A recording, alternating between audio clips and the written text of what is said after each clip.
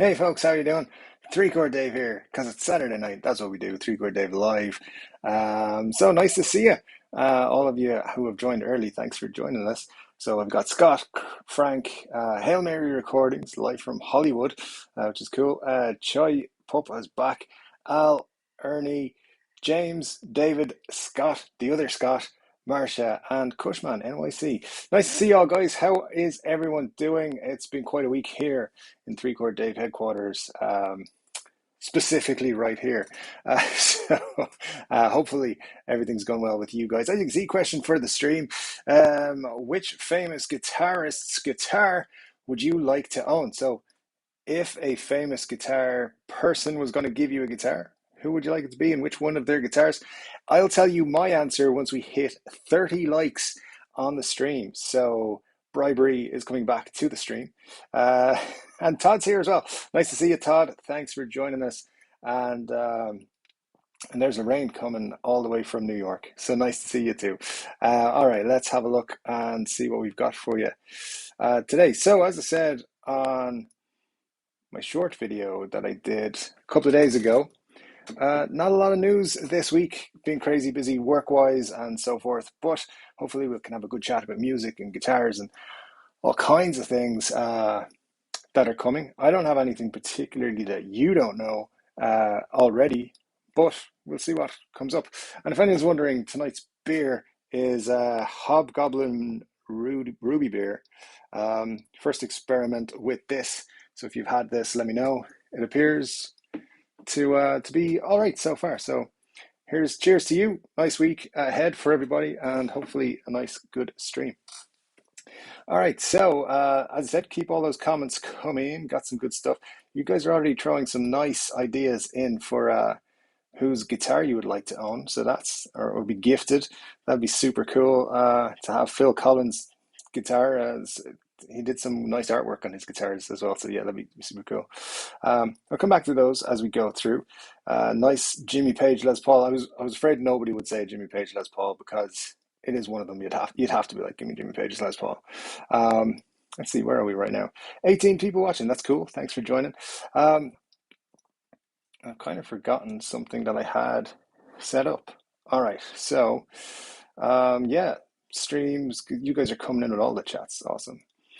Jeff Beck's Les Paul, the Oxblood, please. Oh yeah, that's a cool one. Scott Bogfoot is looking for Willie Nelson's trigger guitar. You'd like to be the, yeah, well, that's a cool one.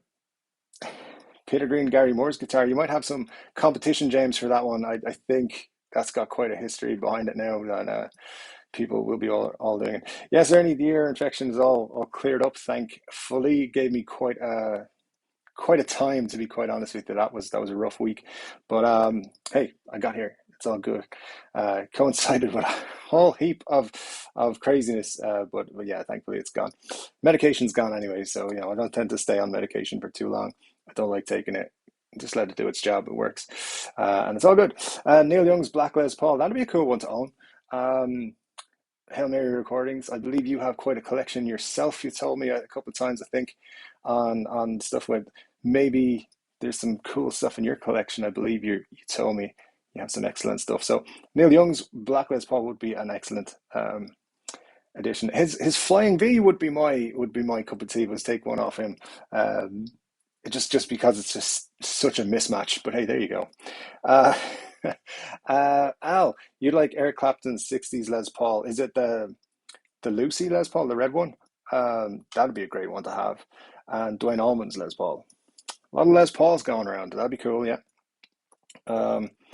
Let's see what else we've got. Slash's 59 replicas. But Chris Derrig, well, those would be cool also, yeah. I don't know, though I think what's that doing over there? I think Slash's guitars are just like beaten up a lot, his actual ones, but it'd still be cool piece of memorabilia to own for sure.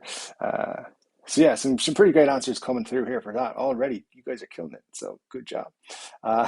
Nice to see you all here. Let's see.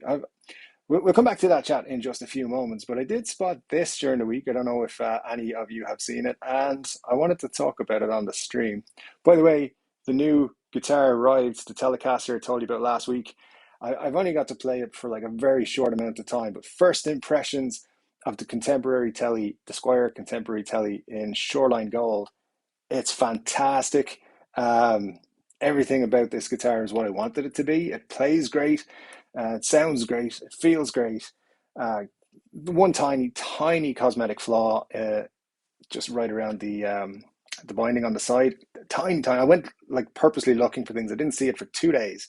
That's how minor it is. But I'm going to do a video about it at some point, hopefully next week, talking about why this is a great guitar, and if anyone wants to pick it up, I'll be recommending it for sure. So check out that video. That's going to come. It might be next weekend. I don't know when I'm going to get time to do it, but we'll definitely. I want to spend more time with it first, do a bit of a review and so forth. But keep an eye out for that. First impressions, though, fantastic. Absolutely loving it so far. All right, so I see some new names popping up as well in the chat. So nice to see you, everyone. If you've joined us, thanks for joining us. It's a real pleasure to have you guys here. It is every Saturday, 10 p.m. Irish time, or this time right now. Come and join us. And usually I have stuff prepared. This time, we'll see what happens. I did see this cool piece of information. Now, as I told you last week, I work for a specific company, which I won't mention, but here's another company who are trying to hire staff.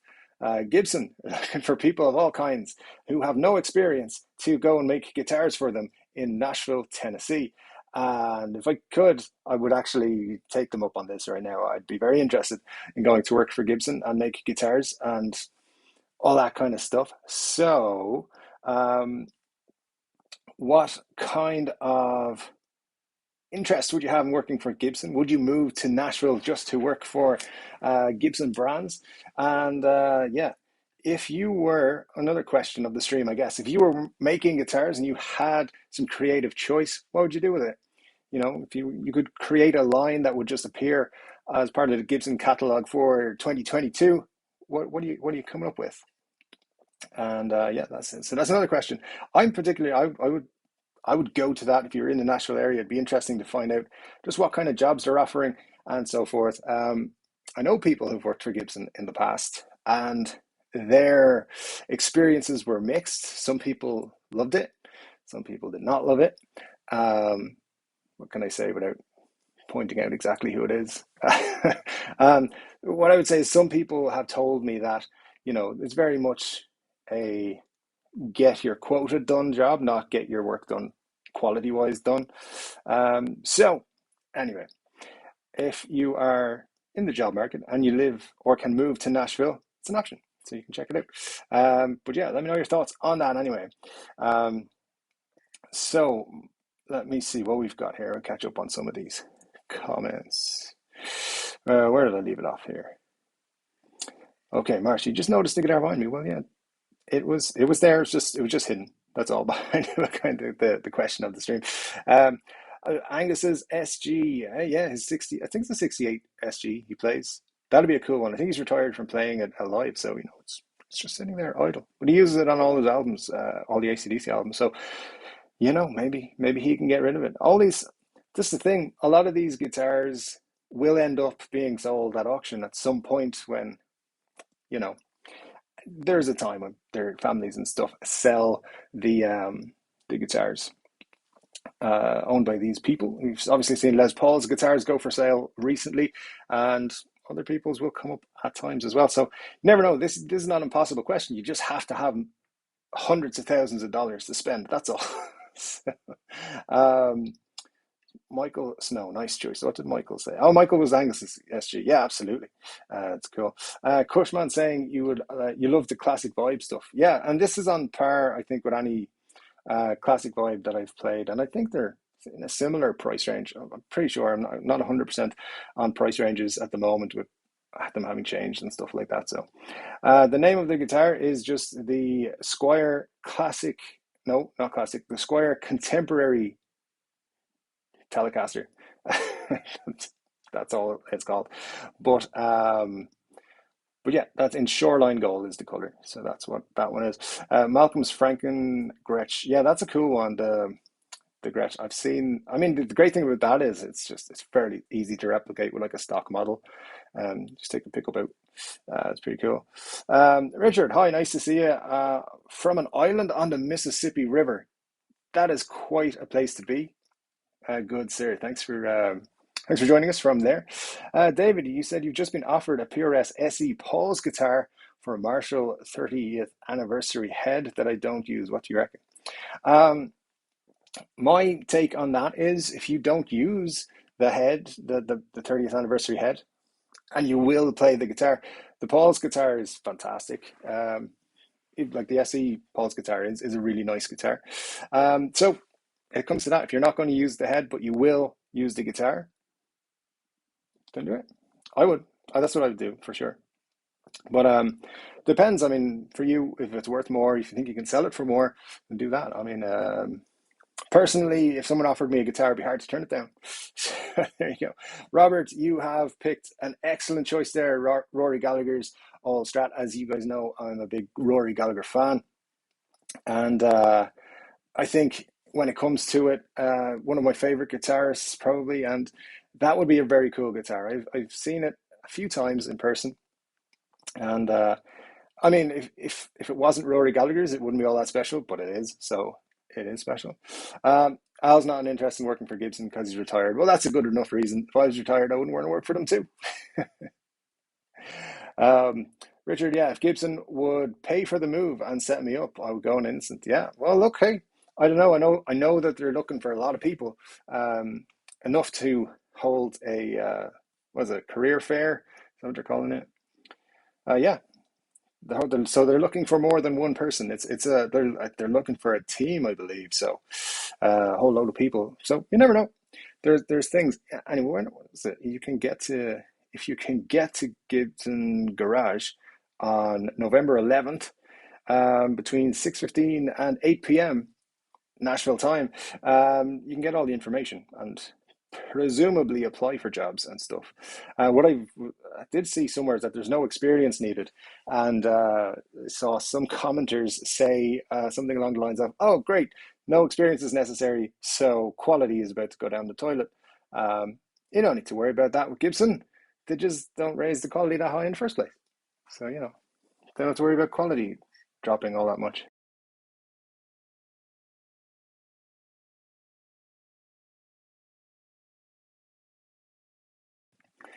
It's a nice beer. I like it. Okay, so let's get into these. You guys are giving me lots of comments here to go through. Mick Ralph's Les Paul. Lots of Les Paul fans out there, it appears, which is cool.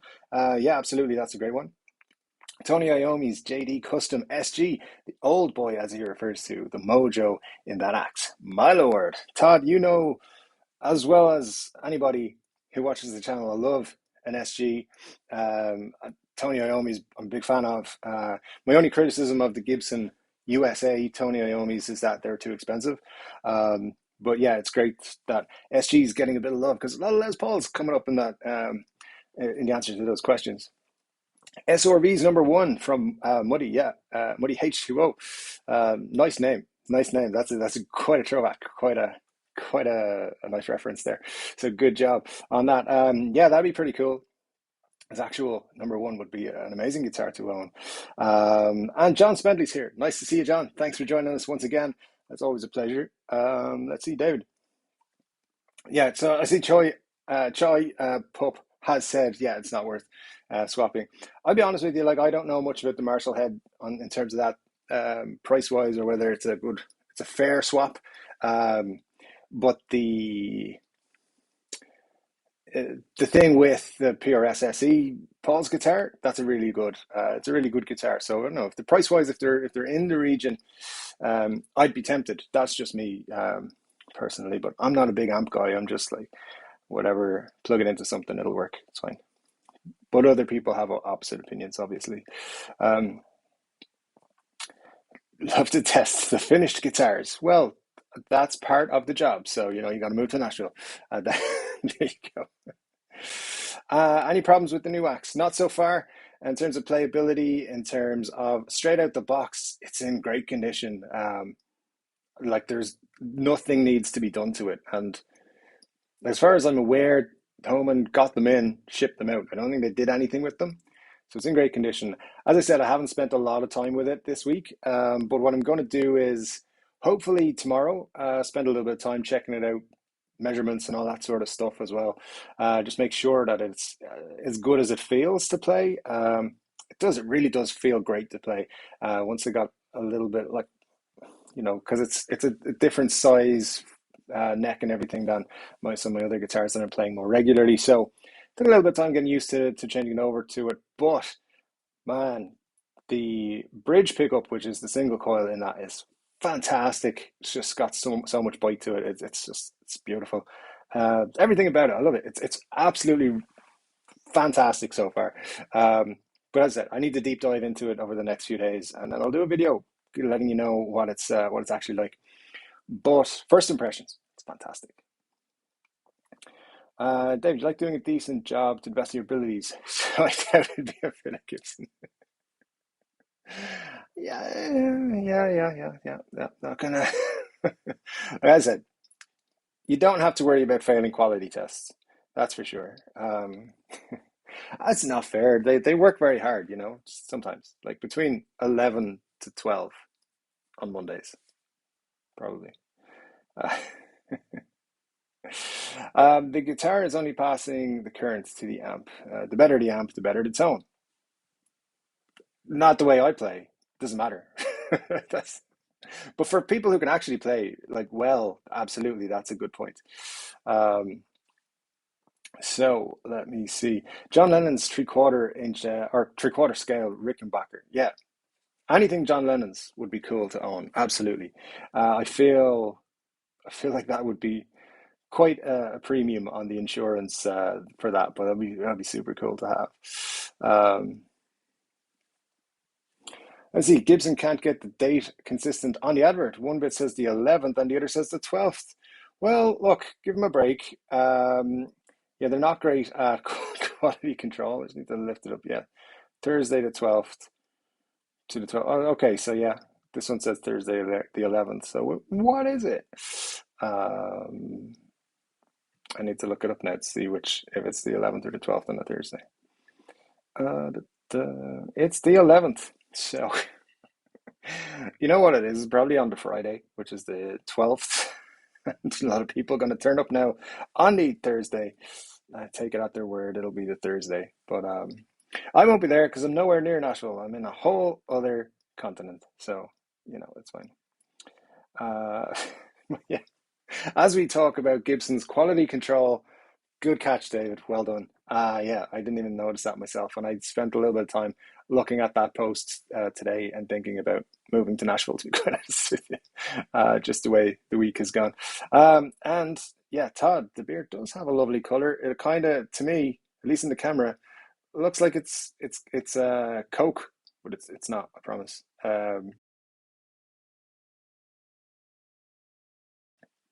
Definitely not Coke. But yeah, it's a very nice, very tasty beer, actually. Um, Ernie has said, I think I might have to say Rory's guitar as well. I'm putting my Strat back together today and painted it for a look like Rory's. Love that look. Well, that's cool. Yeah, Rory's guitar is excellent. And we have 14 likes. We are 16 away from me telling you which guitar I would take or I would like to have if a famous person was to gift me their guitar. But I will tell you this. The guitarist has been mentioned already on the stream in the live chat. So you can ponder that and as to who it is. I know some of my favorite guitarists have been mentioned, and I think you guys know already probably who my favorite guitarists are. So yeah, you can wonder who that is.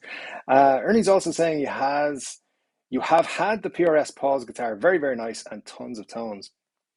I think they're great. I think they're in two colors now. They've got like a green one and a yellow one, maybe. I don't know, but anything PRS is a yes in my book. They're just fantastic.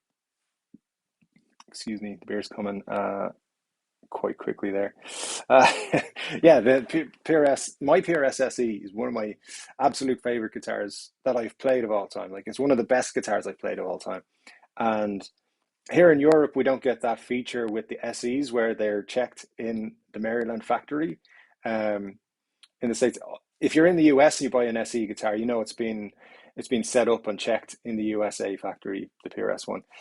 There's a nice video on PRS's channel of them doing that with a guitar. Obviously, they spend a little, probably more time with that guitar that they're videoing than they do regularly. But it appears they just do all the proper checks and everything and set it up as so that it's very playable. They don't do that with guitars in Europe. They only do it in the US. So here it's like shipped to Thomann or not Sweetwater, Andertons, or what's the other one, Music Pros or someone like that, and then they should just ship it to the customer, or it goes to your local store and they ship it to you. However, my one came. My one was a B stock, but because I think what happened was the guy who got it before me, because it was a return, the guy who got it before me tried to mess with the truss rod cover, or tried to adjust the truss rod cover and messed it up, and it was just it was beyond me to fix it. I had to bring it down to Marty down the road to fix, and he did a great job. It's absolutely beautifully playable now. But the whole point is the PRS SE line is, I think, possibly some of the best budget guitars that I've ever seen. Um, but in fairness, some of the new Epiphones are giving me like good vibes as well, and that is a budget Fender or budget Squire, €366. And my first impression out of the box from this is it's top class, top class. So that's my little rant about budget guitars. Todd giving us a fun fact. Angus Young's original SG is a factory second that has 2 stamped on the back of the headstock, so quality control isn't always a concern. Yeah, true. I've heard many stories down the years about seconds from the Gibson factory. Just the guitars accidentally get stamped second because there was quite a large discount to people in the local area. I don't know how true that is, but I would do that if I worked there. No, I wouldn't, just in case I end up going to Nashville in sometime in November for a career fair. Uh, Scott, the Jimmy H fire guitar that Dweezil Zappa has. I mean, Dweezil has some very nice guitars in his collection. I think Gibson did a video with him recently, or maybe it was a while ago now, where they're going through his collection. He's got some nice stuff. Yeah, if you could rate anyone's collection, Dave Amato has an amazing collection. Did you see that video from Gibson on Mark Agnesi went to his secret location with Dave Amato, and that just get jealous. I do think possibly though, and you guys can correct me if you've seen any better ones. I think Joe Bonamassa has the best collection from all those that I have seen of the super collectors. But haven't seen them all, of course. But those Gibson videos they do, the collection, just get me so jealous, man. Todd, you're not that far from Nashville, and your wife loves mountains and snow. I don't know if it snows or has mountains in Nashville, so that's lost on me. That's like straight over there, but I'm going to presume it does, and yeah, it'd be cool to go there. As I said, like if I was in the US, I would be looking at moving to Nashville now to work for Gibson. I'd be like calling them up, be like, "What's the jobs? What can I do?" Um, as long as they were good jobs and I didn't have to deal with the damn public. It's just my thoughts. Anyway, what are the reasons for the new guitar? For this guitar, I just thought it was cool, so I bought it. So, yeah, no specific thing. I really liked the look of it. I've been after a Telecaster to add to the collection this year. It was like one of the things I was really focused on buying this year, or I should say, is one of the things I really wanted to add to my collection was an actual Telecaster, because my nearest guitar to a Telecaster was this one, which is the Harley Benton TE20. Fantastic guitar for €88, by the way. But that, I still haven't put the new pickups into that. But yeah, so like all year long, I'm saying I'm going to buy a Telecaster. I was looking out for the right one. I was looking at various different models, and when this was announced at NAMM, I was like, those are cool. I might take a look at one of those. And then they sold out. You couldn't get them, at least not in any places I buy guitars. So yeah, I just decided I would check them out. Now, yeah, the Atomic humbucker and so forth it's an exciting title that they gave them. So yeah, I wanted to check them out, but I just really liked the look and what they're doing with it. Like in some ways, it's like a custom Telecaster with the humbucker and so forth. So I like what they did with it, and with the controls are upside down. Like you got the volume, the tone, and then the selector switch inverted there. So I just really like it. It's a little bit different, a little bit cooler, and it's got the roasted maple fretboard. So that was the choice. That was the reason for it. Nothing other than I just wanted to buy a new guitar. So, the gas got me. Damn it. Um, Marcia, your drink of choice is milk at the moment. Coke sounds good too. Need something a bit stiffer around here. Yeah, this is. I mean, one week was it last week? It was like beer chat instead of guitar chat. So I don't know. And I know for some of you guys in the US, like the Hail Mary recordings is in Hollywood, which is like it's barely lunchtime. So it might be a bit early for you, but here in Ireland it's after 10 and it's Saturday, so sláinte.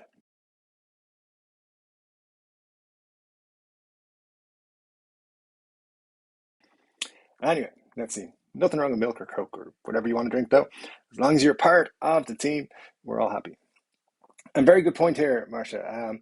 Remember to hit the like button on the stream, guys, to help other people who love guitar find the stream. Helps me too. Me as in Dave. Give him a follow too. Friendly reminder. Absolutely. Always worthwhile. And of course, I will say, just really quickly, if you haven't subscribed to the channel yet, you need to do that because looking at the analytics from YouTube earlier, would you believe 80% of people who regularly watch the channel are not subscribed? So that means only 20% of regular viewers are subscribed. If you don't want to subscribe, that's great, but just stop watching because you're teasing me, man. Uh, so if you are someone who watches regularly, please do subscribe. It does help me out an awful lot. So that'd be super cool. And of course, hitting that like button just makes me feel happy. So you do that. That'd be great. So thanks. And Marcia, thanks for your support and help always on the channel. You're always very supportive and I appreciate it. John with the emojis hanging out, and this is the one, I don't know if that thumb comes out, like, whatever. Emojis are weird, but yeah, thanks for joining us, John.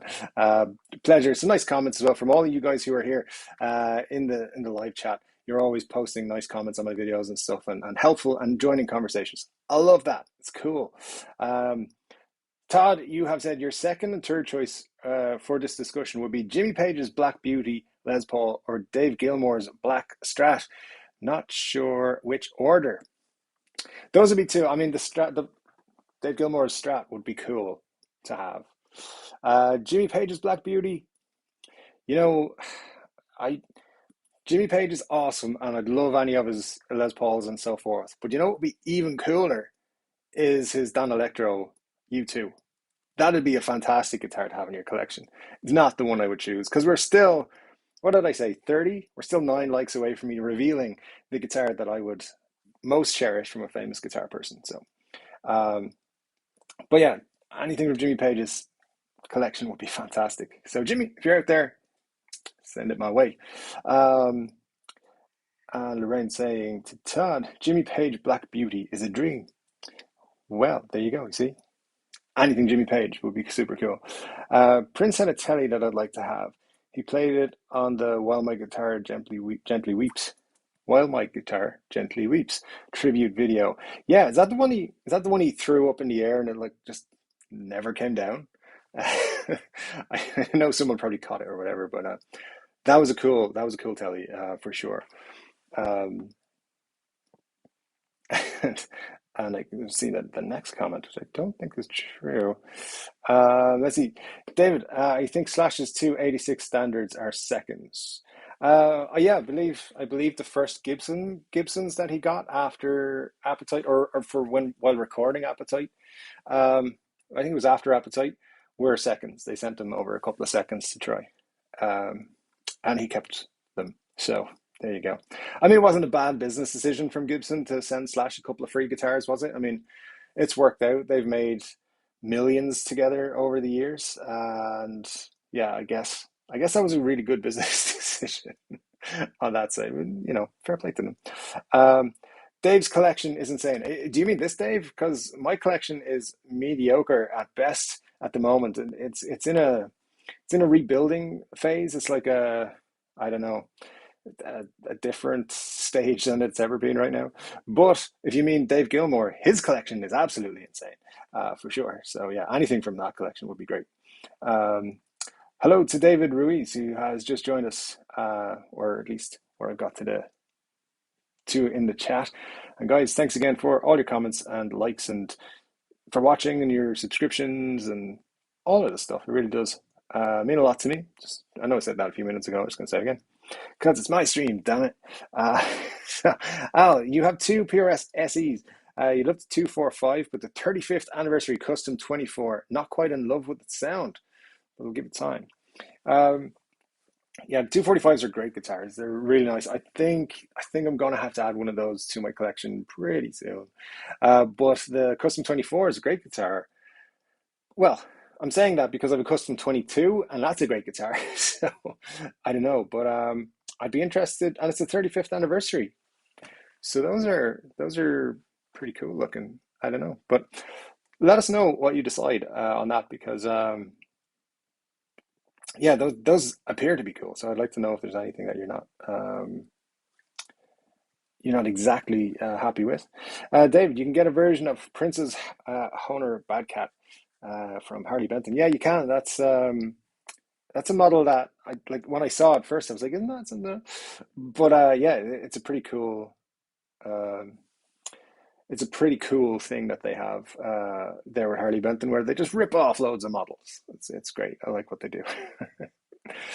Chai's asking is wasn't the Appetite guitar not a Gibson? Yeah, that's true. The Chris Derrick created the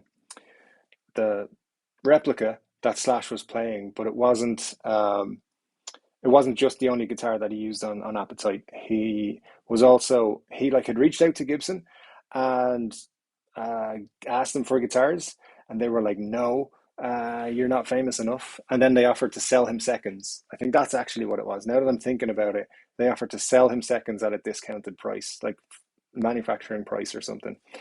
So, so yeah, a cost price is what it was. Cost price. They sold him seconds, and he bought two of them, I believe. It was either after the Appetite sessions or during the Appetite sessions. But initially, his the first guitar he went in with, I believe, was the Chris Derrick replica.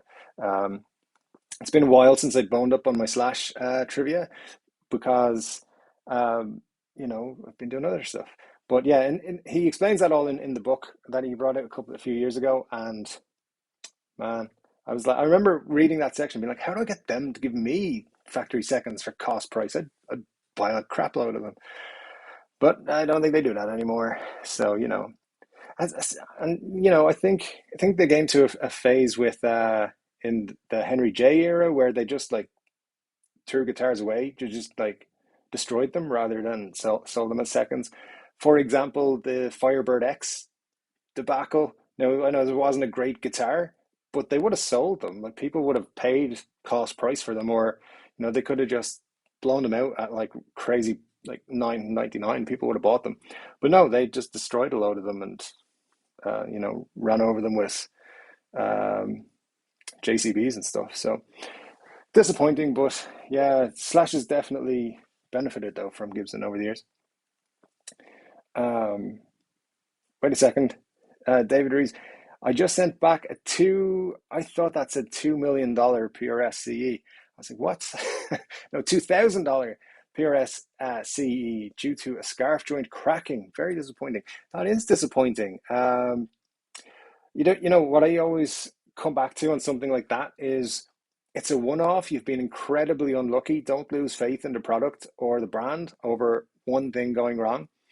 And how you can tell if the brand is uh, worthwhile is if they take care of you properly. Now, whether it's like, say, Sweetwater or Thomann or Andertons that you deal with or whatever, they get approval for returns from the company. If the company are good, they'll be good to you.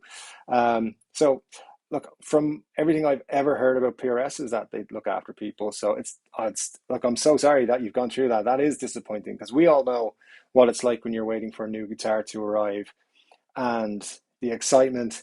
You're kind of just, you're like a kid at Christmas, and your guitar is coming and it's delivered and you open the box and you just can't wait to start playing, and you can't because you're working or whatever the case is. But then when you get to it, to find something like that, super disappointing. So I'm sorry you've had that experience, but look, hopefully PRS will take care of you and get you sorted out. Scarf joints are usually quite strong, so yeah, it's very disappointing to hear that. But hopefully they'll sort you out. Let us know, David, hopefully in the next few days, how that goes for you. Maybe if you can come back on next week, excuse me, and let us know how that went for you there.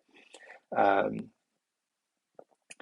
let's see. And yeah, David saying the ones you got afterwards for touring were, yeah, Gibson. So what I just explained, yeah. Yeah, that's correct. Let me see. You returned a '59 Les Paul Custom because there were splinters on the horn. A $5,000 guitar. Yeah, well, if you buy a Gibson, doesn't matter how much it costs, there is going to be issues.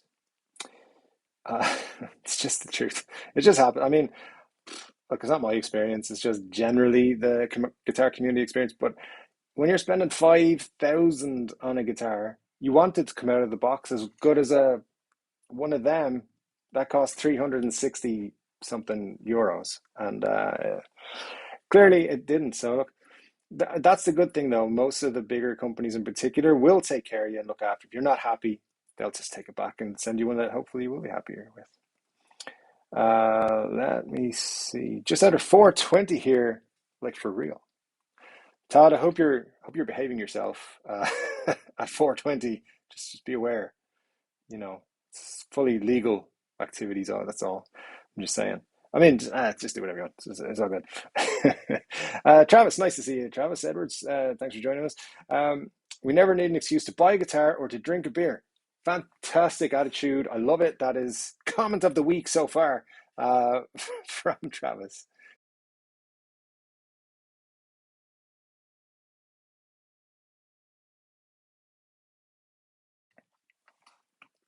I see some sympathy coming in for David and his PRS CE. The CE guitars are supposed to be phenomenal as well. So yeah, I really hope you get that sorted out.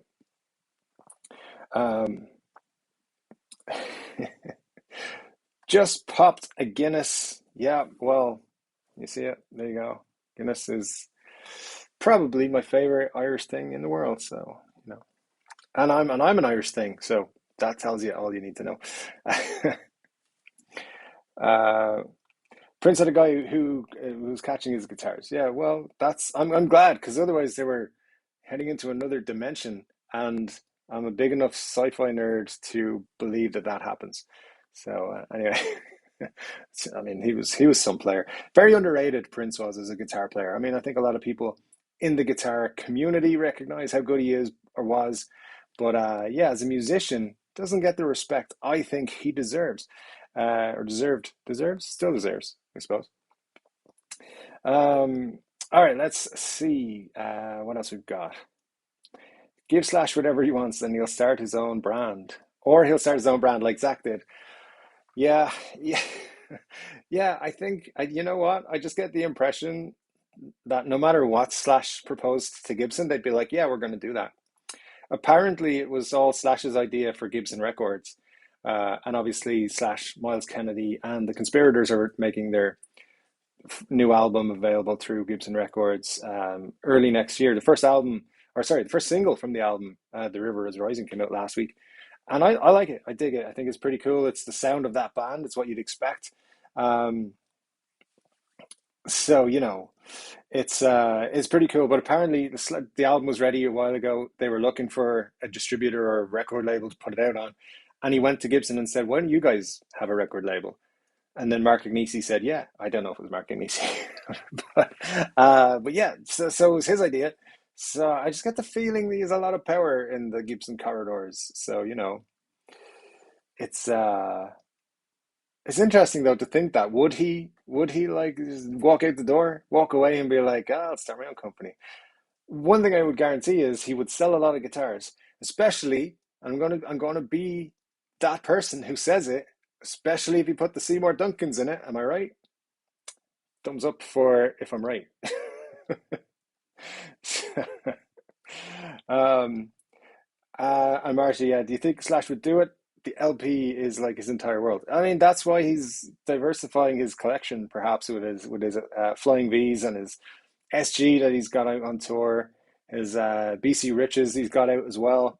So, it's not impossible. I mean, it probably is impossible to be honest. Um, oh, Dave, you got the PRS-C from Casino. Brilliant. Because look, I've never dealt with Casino guitars. I've never spoken to them directly. My only interaction with them is through YouTube. In the comment sections and so forth, watching their videos, and of course buying the T-shirt for just to support the channel because I like them. And yeah, those guys are cool. I like them a lot. I feel like you could just sit, have a few beers with them, talk music and guitars, and it'd be great. And they seem like the kind of people who'd look after you. So good to hear that they were awesome getting you your money back. Yeah, disappointing though you didn't get the guitar you wanted, but good on Casino, and let's give them a round of applause because good customer service is pretty difficult to find these days, and it's great to see a store like that doing well. Must get out there someday. North Carolina or South Carolina? South Carolina. Who knows? There's a road trip in the US in my future, I'm sure. Um, Leica, oh comrade. So cheers from Cork City. Hello and welcome to the stream. Thanks for joining us. Yes, Cork City. It's a very nice place. People should go there also. What's in the pipeline for Fender and Gibson? All right, I can give you something. Um, Fender got a big release. I think it's next week or the week after. It's not a super big release, but it's like I don't know the details of it. I don't know the specifics, but what I've been told, it is a collection and it is going to be, they expect it to be a big seller for Christmas. So what's coming will be here by Christmas. You'll be able to pick it up in stores, but once it's gone, probably be waiting 3 to 4 months for a restock at least. So that's coming from Fender next week. Early November is what I was told, first 2 weeks. So I would expect it next Tuesday or Wednesday. Um, Gibson, again, we don't really know yet, or I don't really know yet for sure. Had an interesting conversation the other day about the Les Paul studio and how it maybe is time to see a revamp of the studio. Um, so I think we might see some interesting things there. Um, yeah, I don't know. To be honest, for sure, saying anything is difficult, but you can check out my predictions video, things that I would like them to do, pretty much.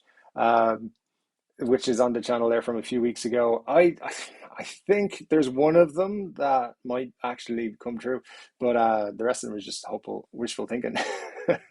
But when it comes to Gibson, let me see. I know they have nothing. They had the SG or the ES week last week where they had the Lucille and the 355 for the Chuck Berry 355. So those were cool. Then they had a week off, and I know they have 2 weeks coming now where there's going to be announcements. I don't know what is in those announcements. I believe one of them is going to be the Jerry Cantrell Epiphone that he showed a couple of weeks ago on the live stream here. Um, I don't have any reason to believe that, but I believe it's coming in the next, like they're going to announce it in the next couple of weeks. Don't know when it's going to hit stores. Um, what else? We've got that Billy Joe special, the junior special thing, the kit, the with the amp and everything, the beginner's kit that's replacing the Slash Les Paul special too. That's coming as well.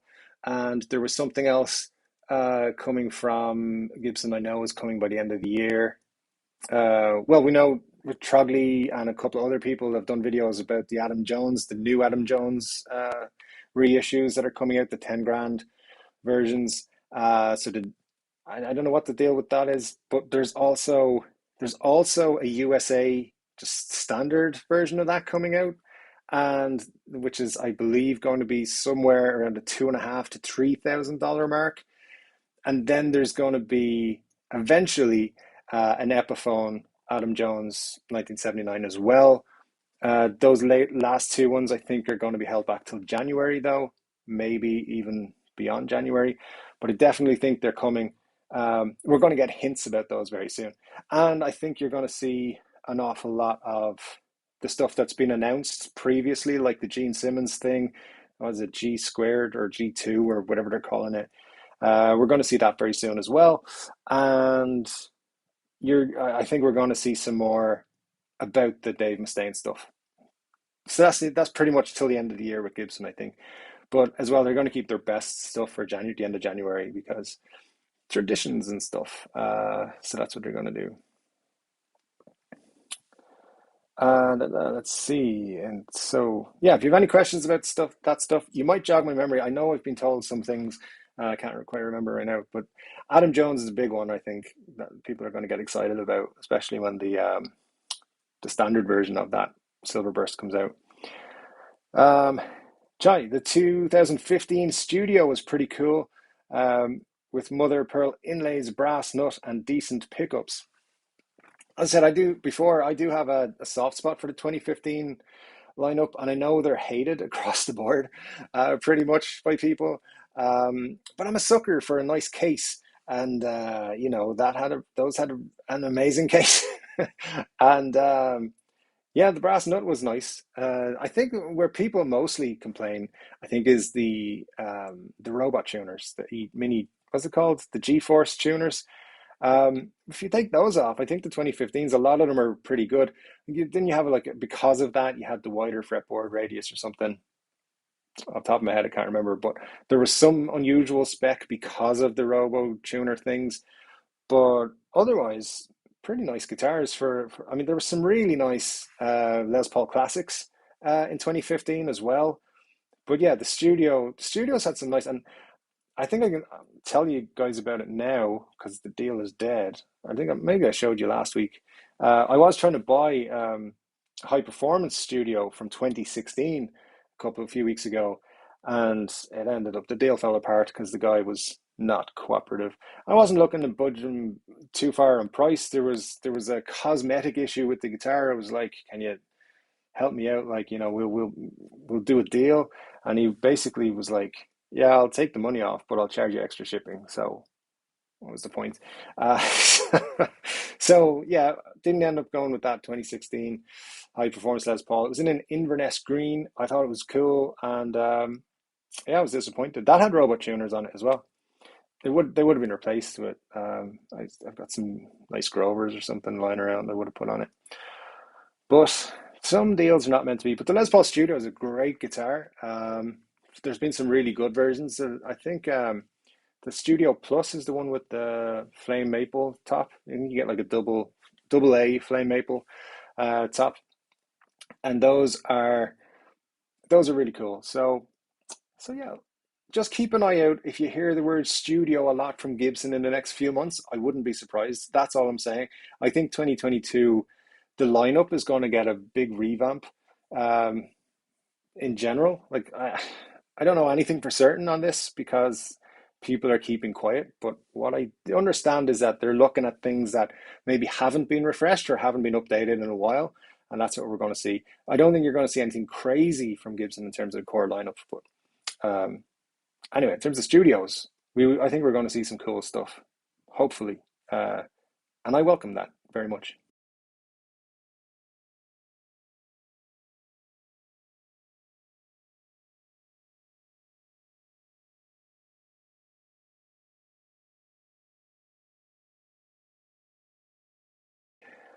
Scott is asking, do you remember Parker guitars? I do, with the hockey stick headstock. Um, but I am going to do as you suggested and just Google some of the shapes because you're specifically asking about shapes. Um, but oh yeah, yeah. That's not the hockey stick one. Why am I thinking that then? But yeah, no, I've never seen one in person, never played one.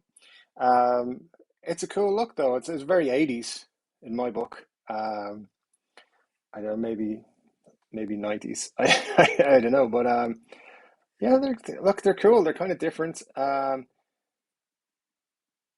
not sure. I'd love to know other people's opinions on them, to be quite honest. So yeah, if you want to join in the conversation there on Parker Guitars, do so in the chat. And Scott there will let us know what he thinks of Parker Guitars. Also, I'm pretty sure. Um, I do like the thin headstock with just enough room for the tuning pegs and stuff. But they seem cool. As I've never played one, couldn't really tell you too much about them. So I'd look forward to your thoughts, but for sure something I would enjoy getting a chance to play around with. Um, let's see. Oh well, I just spent a bunch in a set of Fluence and Goto tuner locking tuners to upgrade my Harley Benton. So no more spending for a bit, whatever comes out. Well, Fluence, Fishman Fluence pickups are Fishman Fluence, is that right? Um, they're pretty cool, and Goto tuners are pretty great. And you can't go wrong with upgrading a Harley Benton. I have all the parts I want to upgrade my telly there. So my TE20, not a telly, it's a TE20. Just got to get the time to go about and do it. That's all. Um, but yeah, that's cool. What kind of Harley Benton do you have? Like that's always of interest to me. Um, let's see. All right. I actually had that crazy idea to ask a locksmith to make you a brass nut. I mean, you can do that, I think, but you can probably pick them up fairly cheap. Um, so yeah, I don't know. I mean, brass nuts are, uh, I mean, they're nice. I'm not a nut expert. It sounds ruder than I meant it to, but um, but yeah, look, once your nut is set up properly, it doesn't really bother me, I think. But yeah, in terms of there are certain aspects where it's very useful to have a brass nut. Scott is asking, which HP case do you like better, the aluminium or the carbon fiber? Um, Despite the fact that it weighs a fucking ton, the aluminium ones for me, or aluminum for my North American colleagues or viewers or companions, friends. Um, yeah, definitely that one. I wouldn't. I wouldn't mind the carbon fiber case. It's interesting and I like it, but it would be of what I call the interesting cases that Gibson did. So you got the 2015 gold one, the spaceship I like to call it. I think it's actually officially called spaceship. And then you've got the aluminium one, and then you've got the carbon fiber one. I'd go with the carbon fiber one last of those three. The aluminium one second, and my absolute favorite one of those is the spaceship gold one from 2015.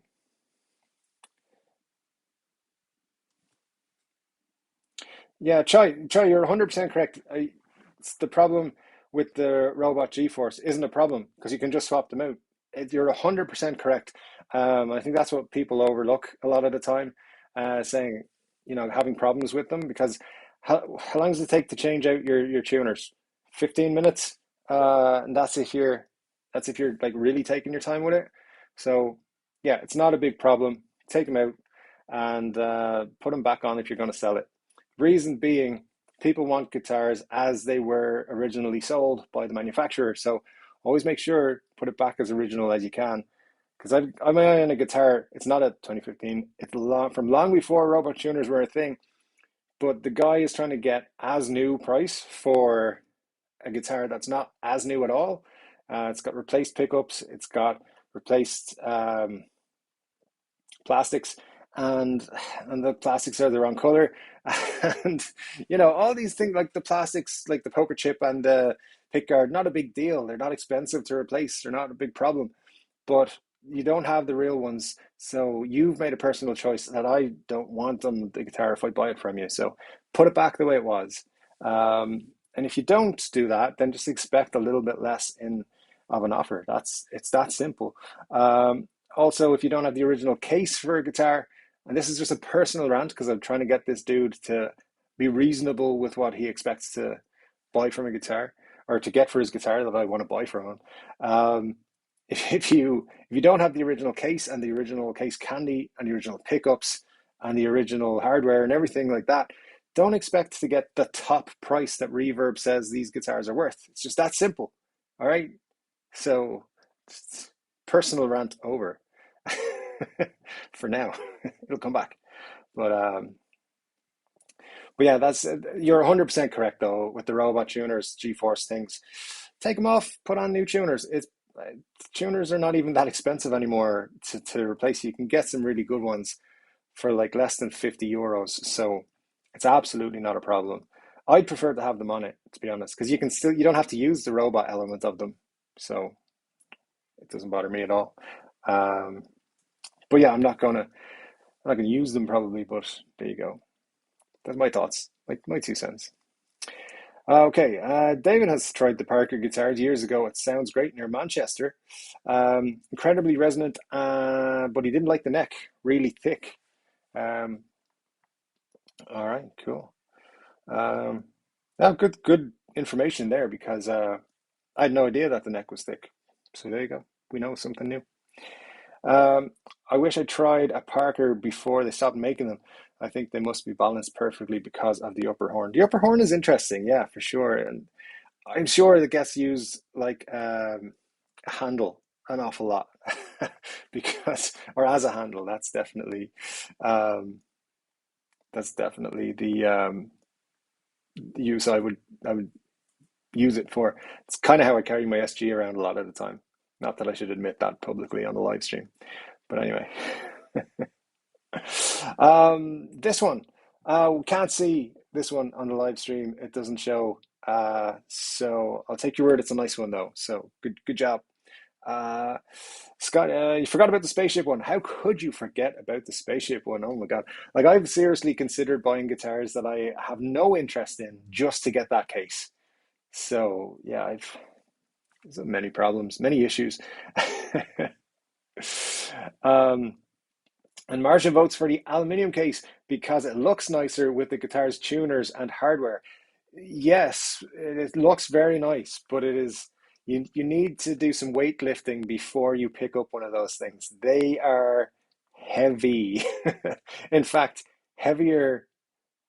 I, I I can't remember who I saw say this. Someone on YouTube saying they picked up the case. They were like, "Oh, there's a guitar in this," and they opened it up. There was no guitar in it, and then you add the guitar in on top. So it's a huge weight to be carrying around with that case. Now, if you're like me and you are you are not going out gigging, you're not kind of traveling around with your guitar, it's fine, yeah. The aluminium one is a nice case, but it is number two to the spaceship because that's not so heavy. In my book. Used is not new, period. Yeah, that's true, but still, I expect what I expect. And I'm not going to pay full price for something that's been adjusted incorrectly or had parts replaced incorrectly also. And while we're at it, if anyone's gonna replace the pickups on their guitars, just try and make a nice job of the wiring. That's all. Or get someone else to do it for you. That's all. Chai, I had a Robot Explorer 2008, but it could not get used to the thin neck. Was that one a really thin neck, like a razor blade thin neck, or how was it? Yeah, never got to play with one of those. I remember they did in 2008. I think they were trying to get rid of the robot tuners, and there was a studio. As we were talking about studios, there was a robot studio run. They had this.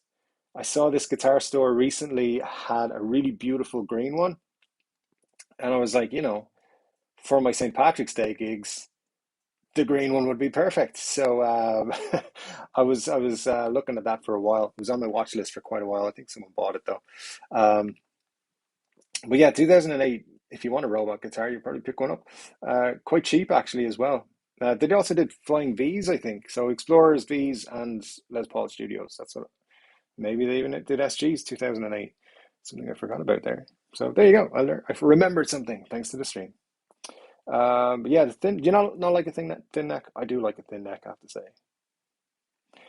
Um, so if a guy wanted to punch his first Gibson, uh, purchase his first Gibson, would you recommend a studio or a classic? Well, depends on the studio or the classic. So, I would try both. Personally, I think the classics are great. Um, but there's something weird about it, isn't there? There's like a traditional and a classic, and the traditional is is it the traditional or the classic that has actually authentic traditional specs? I think it's mixed around, but the classics are great. I just think the studio has no frills, but everything else that you want. So if you're looking for something like a nice flame top, you're not going to get it on a studio, but you can get that on a classic.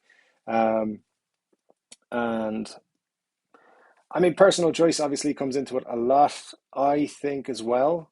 There's a lot of snobbery about studios. So a lot of people will go for a classic purely because it's not a studio. Um, so if you were going to buy your first Gibson and it was going to be a studio or a classic, don't rule out the studio. That's what I would say. But try them both. If you were, I think the classics end up being a little bit more expensive. You're probably looking at about what, $400 or $500 or euros more. I'd look at a classic first and then look at the studio. Just my opinion there. SC 500 BK Vintage. Those are great guitars. Um, which one did I did a review of an SC something a while ago in the black. I don't think it was that one, no, but it was it was the SC2.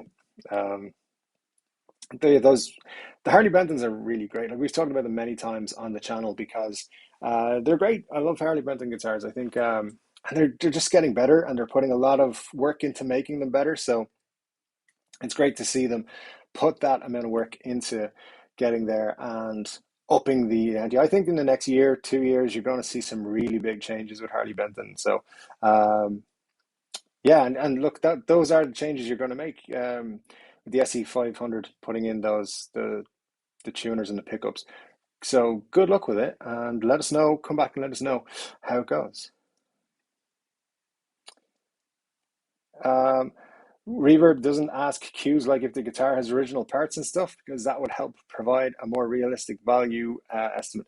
No, you can list your guitar on Reverb, and I mean, they don't check if any of the information you provide is verifiable. They don't, or if it's real or anything like that. I believe the only thing they check is that you upload your own photographs. So you can't upload stock photographs unless you tell them, oh, those are my stock photographs. And then you get away with it. I've seen stores do that. In fact, that Les Paul Studio High Performance I nearly bought, originally I was attracted to it by a photograph that was not the guitar I was eventually going to be buying if the deal went through. So, and that's why they have this rule. You have to upload your own photographs. You don't want something to arrive and think, for example, oh, it's got a cream pickguard and there's no pickguard, or it's got speed knobs and it has witch hat knobs, something like that. Um, so even though it's the same color and the same shape, it might not be the same guitar.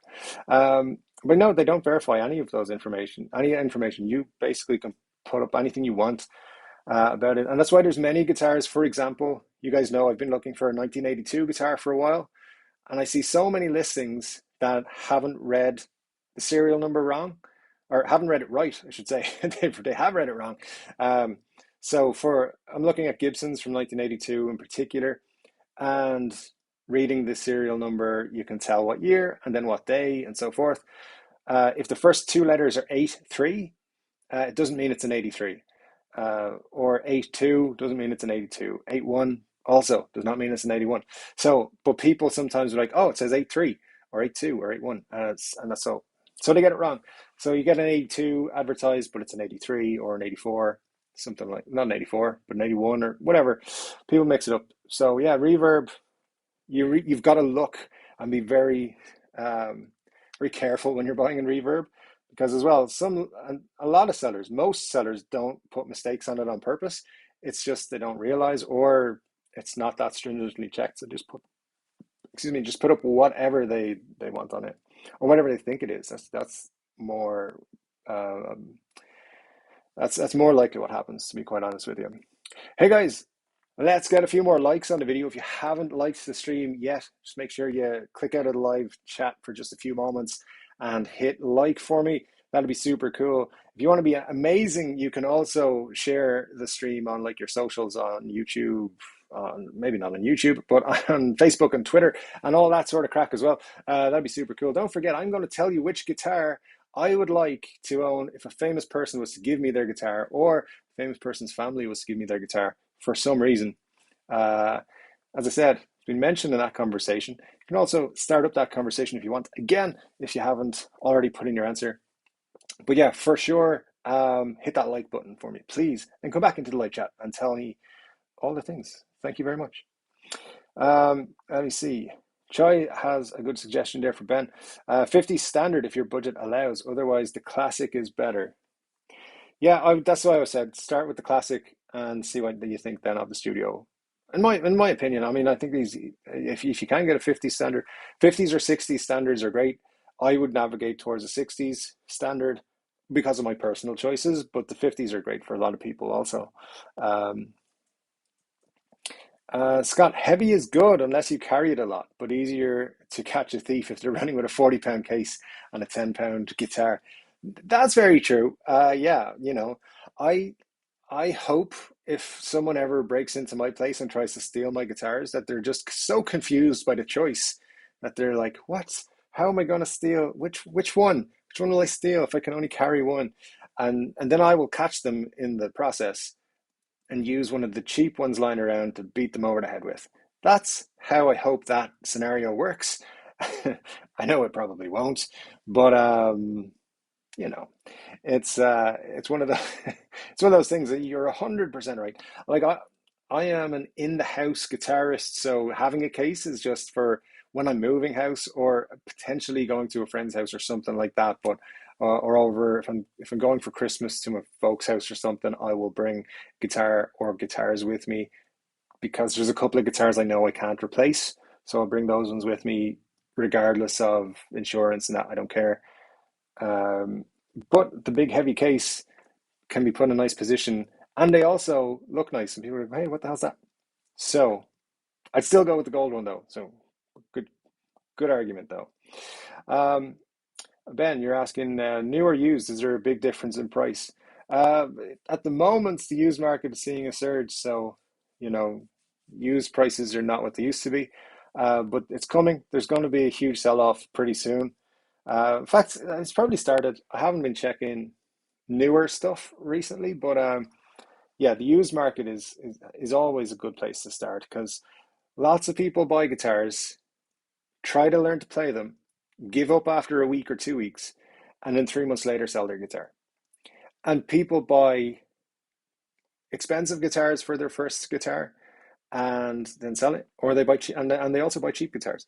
So just different people with different available income will buy all kinds of different guitars. And so yeah, you can definitely pick up really good condition secondhand guitars.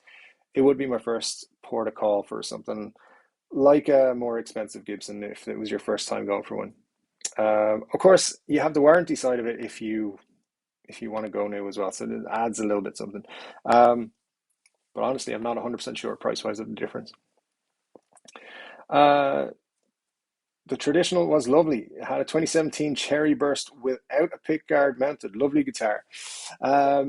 Yeah, man, pickups or pickguards are not my favorite thing in the world. I dislike them, I would say, aesthetically. Obviously, they do a good job of keeping your guitar from getting scratched up when you're playing and stuff. But um, yeah, it's a pretty cool um, it's a pretty cool guitar, that traditional, and the 2017 was a decent year for um, Les Pauls, I have to say, because they kind of started just to get back away from.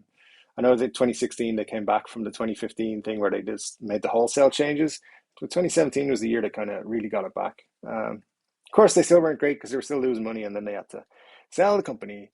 But hey, Cushman NYC, gotta go. Take care. Thanks for joining us, Cushman. It's been a pleasure. Thanks for joining in our conversation. I hope you get to see this, me saying that, because I think you left a message a while ago. And yeah, I appreciate your time. So thanks for coming. David Daly, see you next week, peeps. Gotta go.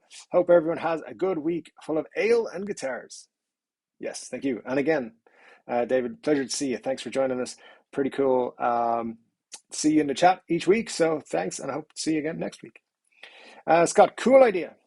Pretty dumb, but an app where you enter a guitar and its condition/mods, and it gives you an accurate price based on what was done.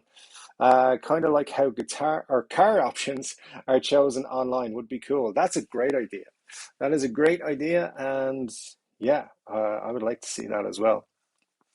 I think there's a lot of misconceptions, and I think a couple of you guys will know, maybe more than I will on this, but it's a couple of misconceptions about like what modifications to guitars are bad to do and good to do and so forth.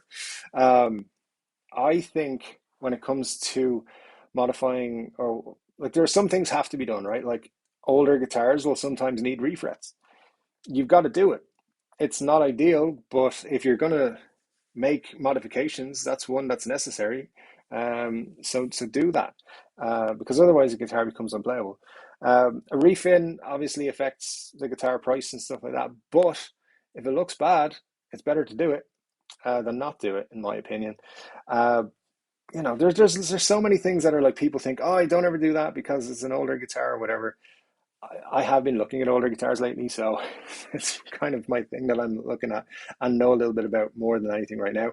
Um, but yeah, if there was an app where you could just like maybe, I know you can pop in a serial number online and see the year of manufacture, the date of manufacture, and some other information, but it would be super cool. And I'm sure at some point the manufacturers will do this where you can pop in the serial number and it'll give you the complete specs of the guitar as it left the factory.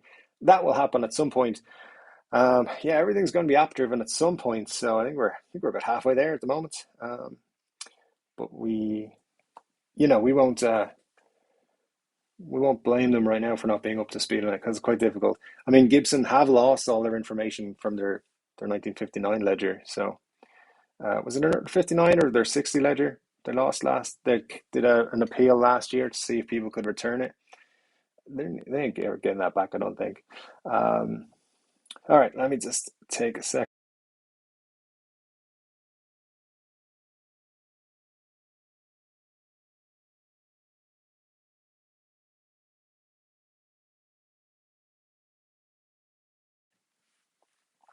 That is good stuff. Um, let's see, I do have some more pictures here to show you. I'll do that in a few moments. So, things we will talk about. Let's be certain about that. So, Al, your second purchase from Guitar Center had a photo of stock HSS Strat, but when I received it, it was an SSS with skull and bones on the pickguard. Good that I had it delivered to the store that I helped out. Yeah, it's so weird when you when you get something and you're like, oh, this is not what I ordered. Um, and then you don't know, should I keep it or should I not keep it? But for me, it's definitely yeah, it's kind of buyer beware as well because I like for the one I was looking at where I realized it was the wrong pictures, and then I asked them specifically, can you send me pictures of this guitar that you're selling? Because some of what you're listing don't match up with the photos. They were like, okay, cool. And then I was like, oh, there's a big yellow mark on the back of that guitar. Hello, you can do something. It was stand rash, I believe. Um, as I said, the dude was like not cooperative. He also tried to charge me an extra 250 euros more than he had it listed for. Not gonna rag on him yet. He had his reverb account set up wrong, and that's why it was happening. But it's just like if you advertise a price, you can't try and add more money on after the sale. So that's what he was doing. Anyway, I told him about it. I told Reverb about it too, and they fixed it, I think. It's a whole long story.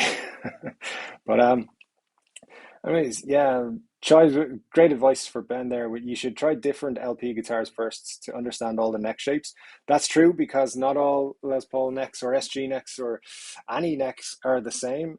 Different profiles will be very, very different playability wise. Um, and that'll give you a better idea of the guitar you wanted. Used is good as new. Just check it for truss rod, etc. Yeah, probably the most important thing to do is just take off the truss rod cover for a minute. Just make sure it's not maxed out and that it's there. And if you've seen my seen my Gibson remodel video, yeah, you want to make sure there's a truss rod damn it. Those slippery bastards with their no truss rod in my guitar. Uh, I mean, hanging the guitar up by its neck when there was no truss rod in it probably didn't help it, at all. And leaving it outside in the shed for like, I don't know, a week and a half or so probably didn't help with its neck being not in good shape. But if there was a truss rod, it could have fixed it. But there was no truss rod. So there you go. But yeah, check that. It's great advice if you're ever buying a Les Paul in particular, because people I've seen on forums, particularly on Facebook, where people like to comment every thought they have rather than you know learning stuff and then commenting.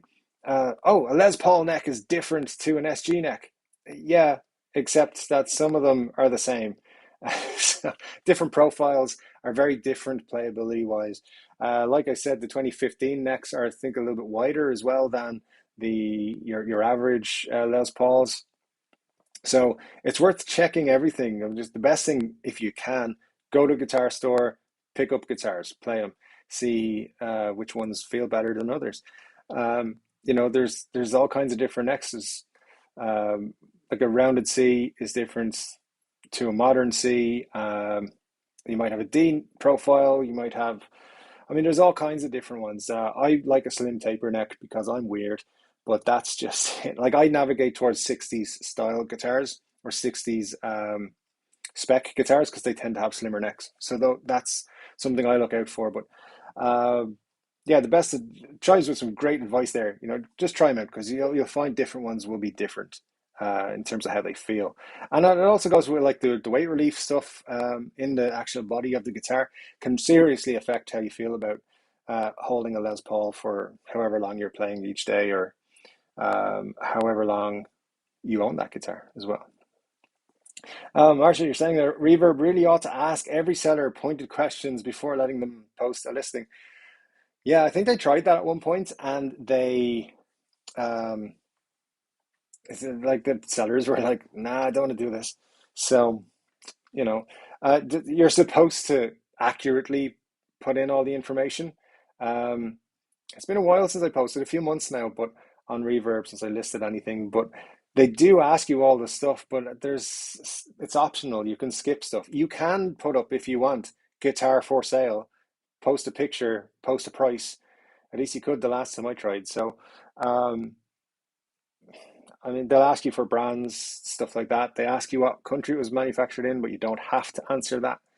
Um, as far as I'm aware, there's nothing though, and you correct me if I'm wrong, guys, but I think there's nothing that says has there any modifications, any work being done on it. I don't think that's something that they ask. But that's Reverb. You got to be careful wherever you're buying guitars, because there are people out there who, number one, don't know what they're selling, and number two, there are always those people who will try and sell crap for the price of gold. So, you know, I always, as well, like I do spend a lot of time on Reverb going through listings, and I'm always looking out for stuff that's listed wrong. Um, I'm pretty sure I saw a guy today. I'm going to do a bit more research in it. I'm pretty sure I saw a fake for sale for twice the price, like the real thing should be. So I'm going to reach out to him and get some more pictures and then say, hey, you might want to look at your guitar. I don't think most people who list on Reverb would ever know if they have fakes, but maybe that's me just seeing the good in people. Who knows? Let's see. Oh, did I miss somebody saying goodbye? No, not yet. All right, cool. Let's see. I have fat fingers, so 50s are better for me. Yeah, absolutely. Look, some people, you know what it is? I was too lazy, man. So, so 50s necks are harder for me to play, or they had been, but I'm getting better. I'm getting more comfortable with them, with fatter necks. So, give me another 5 to 10 years, and I will fully be comfortable playing with fatter necks. And that's one of the reasons why I didn't buy an Epiphone 59. It's because I know I'm not a big fan of thicker necks right now. So getting there, getting there. I do like the slimmer necks though. But listen, some of the best players in the world play fatter necks, so we should probably follow them. Scott, later, guys, I presume that means you're leaving too. If it is, then thanks for joining us. An absolute pleasure to see you as always, and hope to see you again soon. All right, let's check it out. Scott Bogfoot, what do you think of multiple guitar road cases, the smaller 2 to 4 ones made of like ABS plastic or something? I mean, it's great if you're going on tour or if you're moving or you're on going cross country or something. They're cool. They do their job pretty well.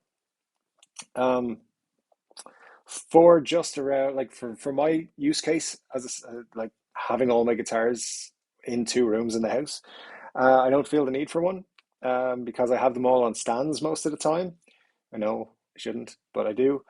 and and the ones that are in cases, they're special and they come out from time to time.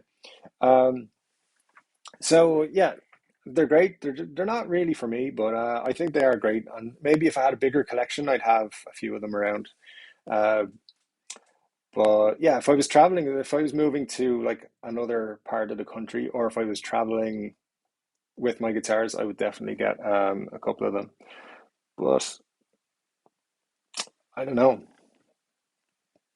The thing about cases is I think they're special in their own right. Like you can have like yeah, you've got the bog standard black Tortex cases or whatever, but you've got some really great cases down the years, like Chainsaw case, the best case of all time, obviously. Um, Fender have had some amazing cases down the years. They're doing nice things with colors lately. They've got like a nice navy blue one, seafoam. No, what's it? Seafoam green. They did a case in recently as well, doing some cool stuff. So I like things that are different cases wise, and I prefer individual ones. But yeah, the multi guitar road cases. If I was on tour with a band or something, I'd definitely be going that route. Like it, gotta run soon, but lovely chat with you guys. I'll let you know my modding progress for sure. I bet with the new pickups and tuners, it's going to be a fantastic axe. Yeah, well, look, if you're still here, thanks for joining us. An absolute pleasure to talk to you. Don't think I've seen you on the stream before, so great. Thank you so much for joining us. Real pleasure. Update us on the Facebook page if you don't mind. Facebook.com/Chord Dave. Link is in the description here to the video and all the videos going forward. And yeah, we'd love to see what you do with it. Also, at 3ChordDave on Twitter, if anyone hasn't followed me yet, like most people who are on Twitter, like generally there's what, 1 billion people on Twitter, and I have like 5 followers, so what's that about? Um, of course, I think I've tweeted once, maybe twice, so that might be why I don't have more followers. I don't know, but also Facebook, there's 1 billion people on Facebook, and they're not all following my page. What? I think there is only 4,500 people on YouTube, so pretty much got you all. So thank you for that. I appreciate it. But yeah, thanks for joining us. Absolute pleasure. Um, and Ben is also saying, keep everything as original as possible, only because I wouldn't know where to start a mod. I'll tell you where you start. YouTube. YouTube will teach you everything you need to know. Just make sure the people you're watching, if you are going to mod stuff, are people who know what they're doing. Like there are very good videos from all the manufacturers, for example, on how to set up a guitar or how to change your pickups, how to solder something or wire something, and so forth. So there's lots of different resources out there on YouTube in particular. Guitar websites and stuff have links to it as well. But I like to keep things. I like to keep a lot of things original, but then there are some things that I'm like, no, new pickups need to go into that. Tuners are very easy.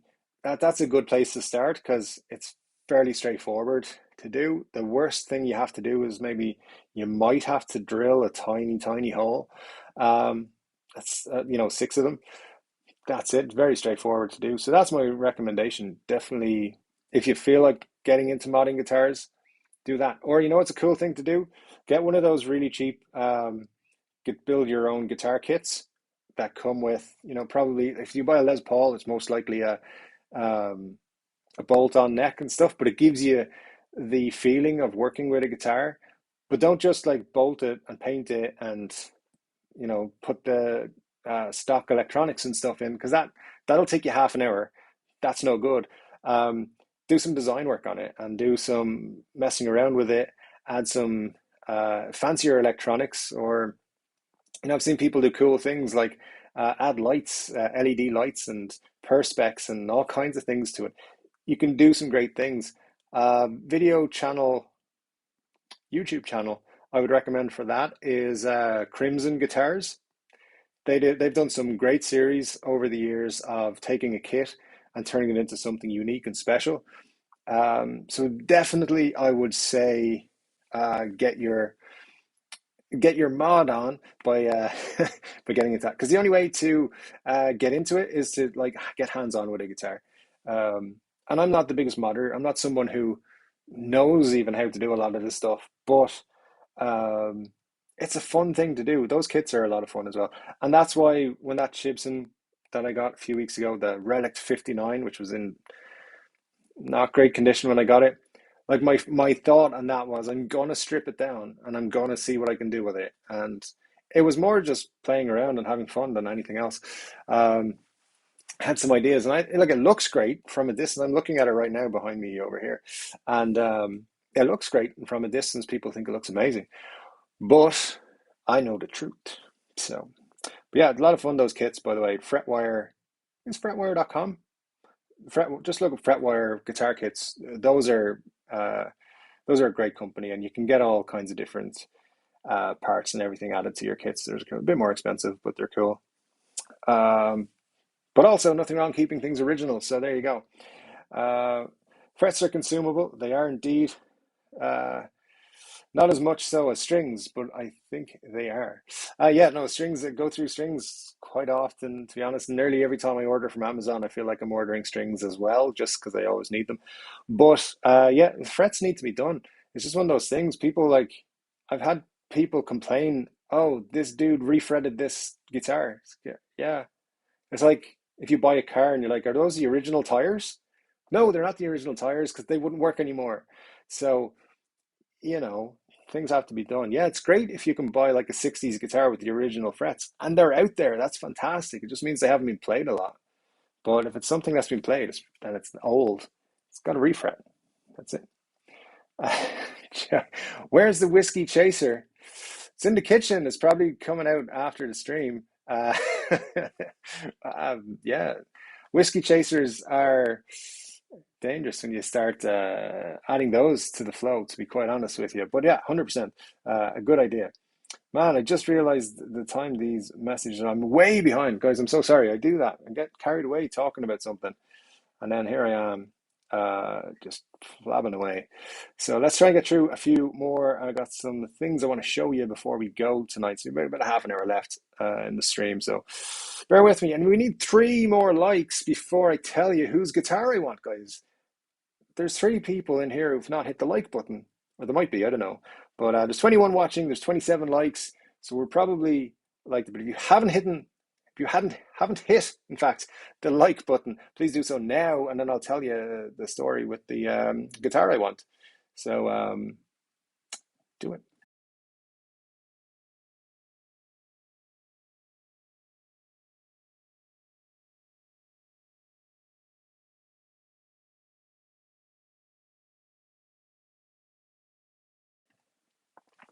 So I'll, as per Phil McKnight, who knows his gear, he does. Dude is awesome. Upgrades and mods do not increase the price when selling, correct? Putting the 100 or the $1,000 pickups in a $300 Harley Benton does not put the price up by 1,000. He'd offer 300. Yeah, 100%. Um, that's that. What happened there? Something. It said it got more likes, but it didn't have them. Anyway, it's cool. Yeah, Phil knows his stuff. Phil is one of the best guys on YouTube. If you're not watching Philip McKnight, Know Your Gear, you should be. So after this stream, go to his channel. Make sure to subscribe, hit the notification bell, and watch a few of his videos. You will love him. The fact he and I now have the same haircut is not why I'm telling you that, but he's a good guy. He knows his stuff. Absolutely brilliant YouTuber, absolutely brilliant guitar guy, and he's correct. $1,000 pickups in a $300 guitar do not increase that value, but sometimes you see people who don't realize that. Um, they try to get huge money for things. put it back how it was, sell it for 300 and sell the $1,000 part by itself. You'll get the money. There should be something like Carfax for guitars that keep track of mods, damage, etc. by serial number, the same way Carfax uses VIN numbers to track accidents, repairs, etc. for buying used guitars. In time, it'll happen. I think it's just there are so many guitars out there, and so many people who don't report stuff on their guitars. But it'd be a great idea. Yeah, it'd be super cool to know when you see your guitar on Reverb that you can look it up and see exactly what it should have. That's the thing for me, what it should have, and then does it have the thing. I had an argument with a guy once. He was saying, "Oh, but these pickups are just as good as the Shawbuckers that should be in this guitar." And I don't care. It's going to cost me €500 to buy Shawbuckers to put in it. I don't care what pickups you have in it. I don't care if they're worth more or worth less. So, yeah, you got to just think. And sometimes it's just you got to really research what you're buying or what you want to buy, and be very careful if you're buying secondhand that what you're buying is what they're selling. That's the thing. Guitar Center credited you, Al, with oh, and you bought another used SSS Strat with traditional black and white. Turns out it's great. That's awesome. Always great when guitars are great. Put a 10 position switch to use parallel bridge, neck, and all three pickups. Wow. Did you put that in yourself? That's quite a mod itself. Pretty cool. And Chai with, the opinion that I would be of, only upgrade if you don't want to sell. And if you do sell, then include the original parts in the sale. Yeah, absolutely. Absolutely. I would try and put the original parts back if it's possible. Otherwise, you're right, include them. And always disclose. Like, for example, a common one is tuners. So people will have their favorite tuner. Let's say Grover tuners. But the guitar came with Cluson style deluxe tuners, whatever. You're going to notice that, there's different tuners on it. So just be like, hey, I changed the tuners. Here's the old ones. Perfect. That's all you need to do. I got 30 likes. Awesome. Awesome. All right, guys. So, guesses in the comments here. You're miles ahead of me, so I'm gonna just tell you. So yeah, it was mentioned. Somebody actually mentioned. I think it was Robert picked the guitar I would choose. Also, the Rory Gallagher Strat. The one that's in this picture. Rory is the man. Probably my favorite guitarist of all time. I know it's hard for me to choose. It's like when someone says, "What's your favorite movie of all time?" It's like I don't know. There's a lot of them I like, and here's some of my favorites. Same with Rory. He's one of the best guitarists ever. Just you can listen to Rory all day long. He's so great. So if I could get his guitar off Donald, and if Donald was giving it away, Donald's his brother. If you don't know, I would love it. But I don't think he's going to let go of it anytime soon. But yeah, what a guitar. So many tunes on that. So many stories. And Rory, as an Irish person, is, one of my icons. So, I would love that. But anyway, let's get back into the other conversations. Thanks for getting me up to 30 likes, guys. I really appreciate that. It does help. Likes and dislikes actually add the same thing to the algorithm. But what it means when you like a video on YouTube is that you'll see more of that person. So get recommended more and stuff. And it does also help us get recommended to more people. So, thanks. I appreciate every one of them. Neck profile is a big thing for sure. And truss rods are important. Yep. I have smaller hands, and the first time I played an LP with an infamous baseball bat profile, I was shocked versus the others. Yeah, and that can be off-putting. You pick up a guitar and the neck is like a big, beefy neck. That can be like, I don't want to play guitar anymore. That's one of the things with the SG, and I think Todd, you're in my camp on this one. The SG is such a comfortable guitar to play, and part of it for me is the neck. And obviously, the SG came about in the 60s with the slimmer neck, and it was a big success because it's the best guitar they ever made. Any dislikes? No. Yeah, maybe one. No, it's just personal choice, but I do love that slim taper neck. And Marcia agrees also. So A lot of us out there who do. Um, there are issues with reverb with bots and fraud. It's buyer beware. Check out the seller and their ratings. Yeah, Al, you're 100% correct. Unfortunately, like eBay and I suppose Amazon now as well, all these places are just filled with fraudsters. That's what you can do. Um, Fenders 10 to 56 are your favorite necks. All right, well, good. Thy name is Legend. It's a great name, isn't it? Muddy H2O. Brilliant name. Probably the best guitar name I've seen on YouTube, to be quite honest. Excellent. Love it. Grandpa Joe. Great stream, Dave. Have a good weekend. Thanks, Joe. Thanks for joining us. Absolute pleasure to have you. Hope you have not left before you see me saying goodbye to you. Yeah, absolutely love it. 3 more likes needed. You got there. You got us there, Todd. Thank you.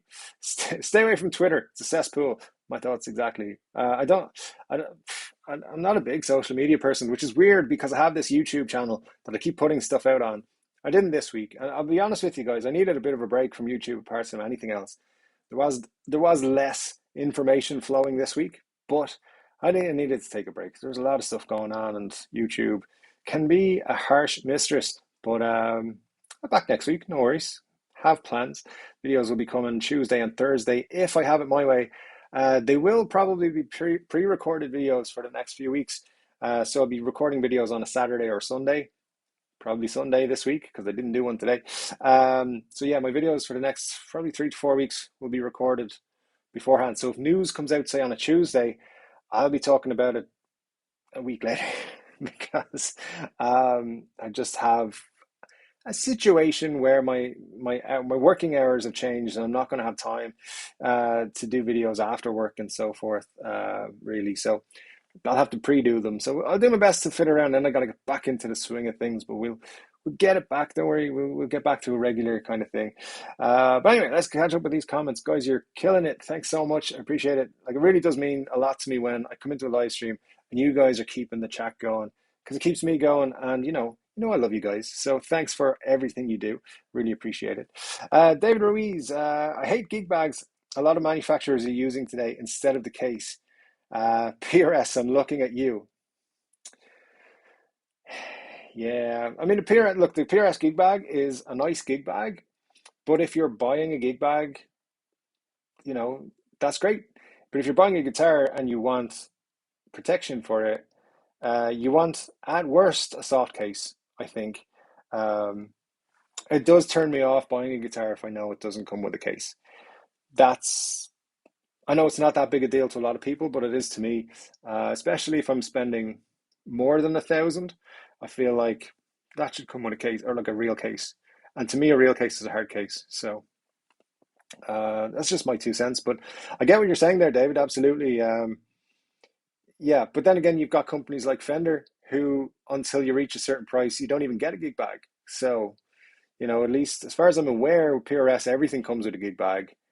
Um, or like it does until it gets to a certain price, and then you get the more expensive ones come with cases. And of course, you got the Gibson side of things where you got the soft cases. Or pretty much every Gibson nowadays, I think, comes in a soft case, and even Epiphone's starting to come in hard cases, thankfully. And then you got the Epi light cases, a little bit less.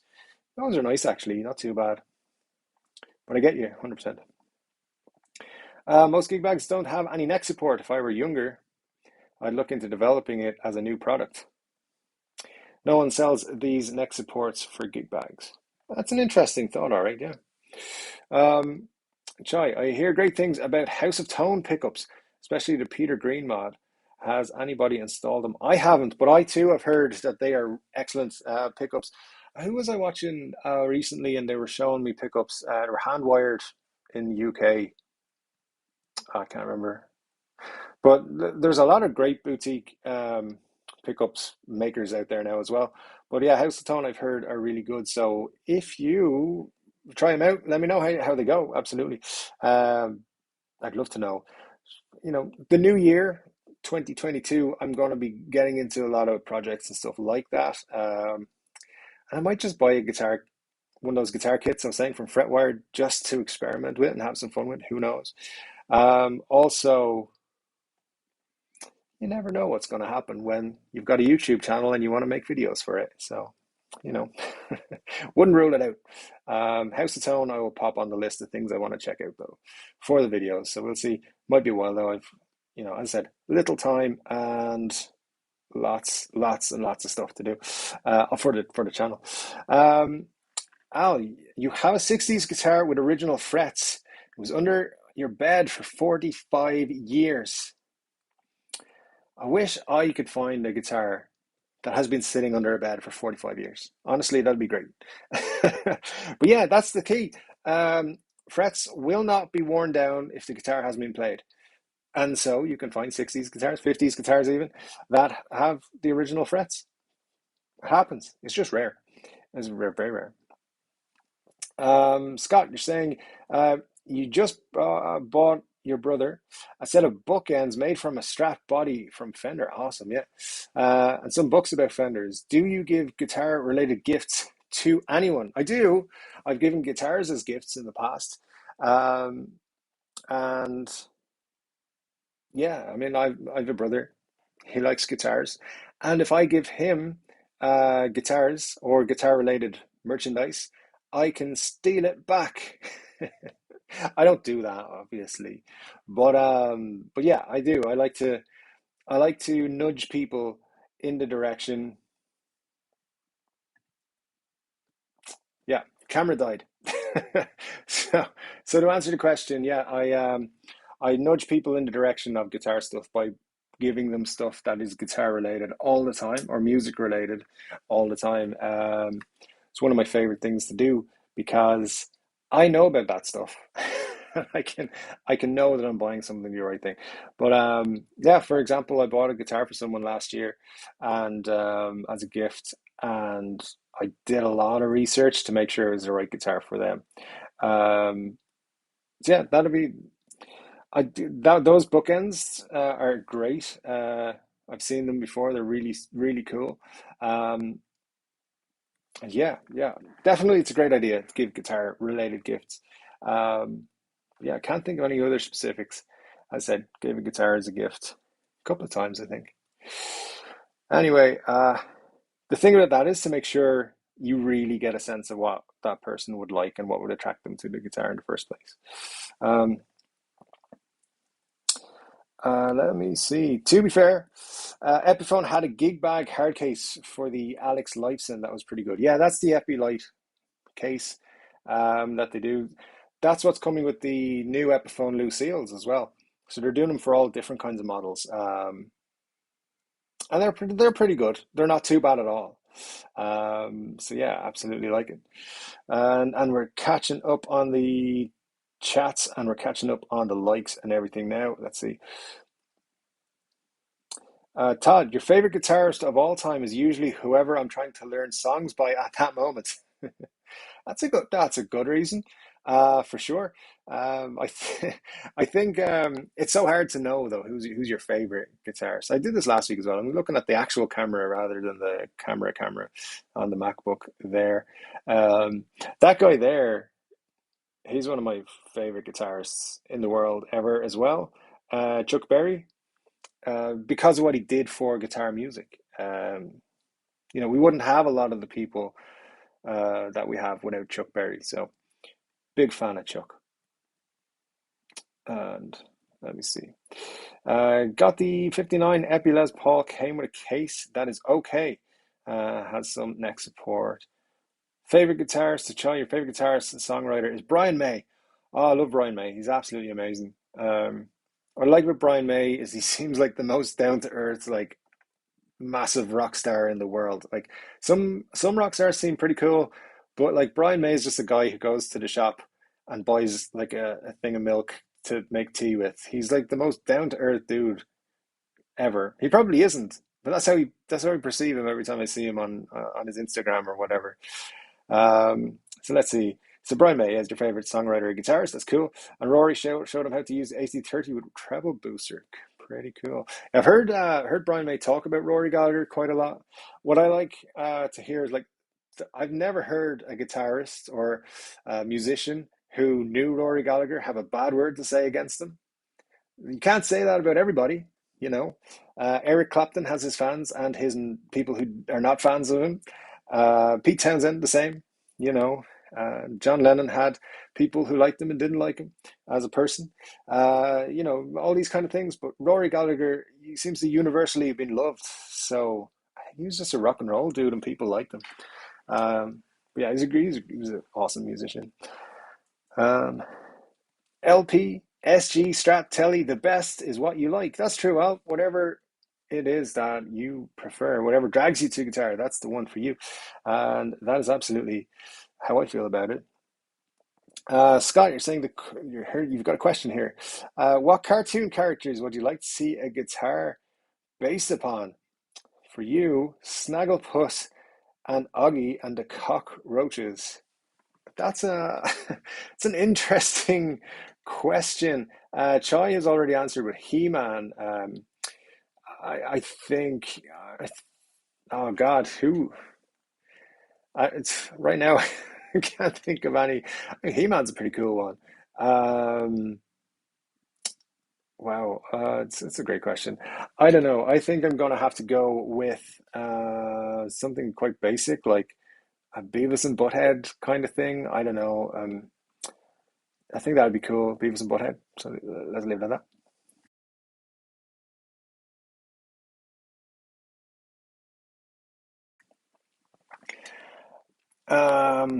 Badfink 2, nice to see you. Thanks for joining us once again. Have I heard the band Cows in the Shower? No, but I will, because as I said to you guys last week, I do go through these streams on a Sunday and get all the information out of them. So, yeah, I'll check those out tomorrow and see what I think. And if I like them, I'll talk about them. But no, I'll definitely check that out. So let me know your thoughts on them for sure. Epi-like case, basically just a reinforced kick bag. Yeah, that's it. Fred Flintstone, that's a good shout for a guitar based on a cartoon character. Stone Body. I don't know. I don't know if that would have the tone that you'd be looking for. It's a nice idea. So let's see. Mono has a great gig bag, but they're expensive. Yeah, mono stuff is pretty expensive. Chai, thank you so much. A super chat is my first ever super chat on the channel. So you have officially earned a place in history. Thank you so much. That's super kind of you. And you said, thanks for the live stream. Really enjoyed it. Well, thank you for joining in, and I've enjoyed having you here. But thanks so much for for taking part, and thanks so much for the super chat. As I said, your place in history is secured. Yeah, thank you so much. Um, well, so Scott, with the Lucille getting a gig bag, I think there should be an option to upgrade to the Epiphone branded 335 ES hard case for a fee, so you don't have to buy a hard case and get left with an extra Epi-Light. Yeah, that is something. It should be optional. Do you want the standard Epi case, or do you want the Epi-Light case, or do you want a hard case? They would probably charge you an extra $100 for it, I think, if they did that. I think though there would be people interested because, as you said, you're going to buy a case maybe, and that's going to cost you more than 100 probably for a 335. So, yeah, it would be a smart move on their part. I guess what they're doing, and look, all they'd need to do is just have two runs. Some go into Epi-Light cases, some go into hard cases. But uh,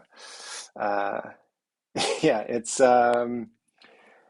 one of those where, they probably think you're going to buy the Gibson or the Epiphone case and they'll make more money off you because, Gibson, I've heard, it's a rumor, they like taking your money. So what can we do? But I think you're messing with me, man. Come on, what the hell? Nor am I. Sorry, just kidding. Well, it's fine. Don't worry about it. Chai, you are indeed historical. You will go down in the history books of my YouTube channel, and I appreciate it very much. I appreciate everybody, but that's a special thing. I really do appreciate it. That's amazing. Um, oh, I saw on YouTube where someone built a guitar with a concrete body, sounded fine with the electronics, but weighed 40 pounds. Wow, that is phenomenal. I think I saw that video. I think I saw it. Yeah, Yeah, there's a dude who does guitar builds with all kinds of things, and Concrete was the one that he did uh, that I didn't watch. So, but yeah, £40. Can you imagine that? You would have to sit with that one for sure. uh, Badfink with the super chat. Oh my God, you are number two for the second ever super chat. That's amazing. Thank you so much. I appreciate it. I appreciate it a lot. And that is going into the history books as the second ever super chat. That means so much to me, guys. It really does. Thanks a million. I can't thank you enough. And I don't want to be gushing too much, but I mean, it's so kind of you. Thank you so much. Um, let's see. The Lazarus has a Lifton knockoff case. It does have a Lifton knockoff case, yeah, and I think nobody has said it. Um, but you know what I saw? I think Trogley pointed it out on some of the what do they call it? The demo shop things on Reverb from Gibson. They've added some of the custom shop cases to like cheaper guitars. I think ones that have like more serious cosmetic issues. They're doing stuff. So um, they definitely they definitely have like real cases. I don't know, but yeah, the knockoff Lifton case with the Lazarus. I think it kind of makes the package feel more like a '50s Les Paul, and again, there's not any Joe Bonamassa fans are out there. I think they're great guitars. I was just saying some of them don't look as good as other ones, but anyway, not all of the 10,000 people who watched that video agreed with me, which is fine. Um, let's see. Looks like we have a nice super chat train going. Marcia, yeah, we do. I mean, look, I've always said it. The people who are on this channel are the best people on YouTube. So, I appreciate it. It's super cool. Um, I've plenty of insane band names. See, this is the thing, Batfink. I think now you're gonna throw names at me, and I'm gonna be like, is he messing with me? I think he's messing with me. Oh, yeah, you guys. Honestly, you guys have really cheered me up. That was a super cool thing to do, and everybody who has been on the stream today, it's been super cool to see you guys and hang out with you, and have nice chats and so forth. Um, Something I did want to bring up on the stream today, if I look at the right camera, is so a couple of people have been asking me when am I going to start releasing merch, and I have merch ready to go. I've been designing stuff, so I'm going to show you guys the first ones that I'm going to come out with now. Um, they are available. The links are in the description of videos. I'm not going to push them too hard, but I'm going to show you guys here. So this is the first one. This is my threesome goals video, and you can see Les Paul Flying V and the greatest guitar of all time, the SG, there on the guitar. I got one of these. These are all from teespring.com. I got one of these guitar or video. It's not a video. T-shirts myself, just to check the quality of them, and they're pretty good. You can check that out on the link in the description below, and they're available in many different colors. And then we're going to do a few limited edition ones as well. So these will be up until the end of the year. So don't feel like you need to rush out or anything and buy them, but they will be available. You can't see it too well here, but these are three thrust rod covers which say three chord Dave. I might actually refine this design a little bit, so maybe don't rush out to buy this one. But yeah, till the end of the year, something like this will be available in the store. Links will be in the videos for the foreseeable future, probably for the next video I put up while I've fixed this design a little bit. Again, different colors will be available and stuff. So the people who've asked me, is merch going to be available? Yes, it is. We'll refine it and do some stuff. Three chord Dave written logo things. We'll have three of something with three chord Dave written on it. Because I don't know, I like numbers. But anyway, we'll come up with some cool designs. So anyway, just thought I'd show you those as we're on the stream here. I'll do a kind of reveal as well on the videos in the next couple of weeks. Kind of a soft launch here. They're available. Again, the limited edition ones will be limited for 2 months or so, and then I'll change up the design. So anyway, just wanted to show you that. So that's the sales pitch. As you can tell, I'm not a salesperson. Don't tell Joe you don't like all of the maple tops. Yeah, and as I said in the short video there from during the week, last week on the stream, it was you guys told me that Joe Bonamassa had mentioned me on his Instagram. I presume I don't know because I haven't seen the clip. I haven't found out what he said, but I presume he's not happy with me. I love Joe. I think he's great. You know, he's got the guitar um, collection that I've always wanted. So he's my idol in many ways. And also, I mean, when he was younger, he opened for BB King. That's the coolest thing in the world. So big fan of Joe. But I'd love to see that clip. If you guys have it or have seen it or know where to find it, let me know. That's something I'd like to check out. Joe Bonamassa saying the words three chord Dave would make my day, even if he's complaining about me.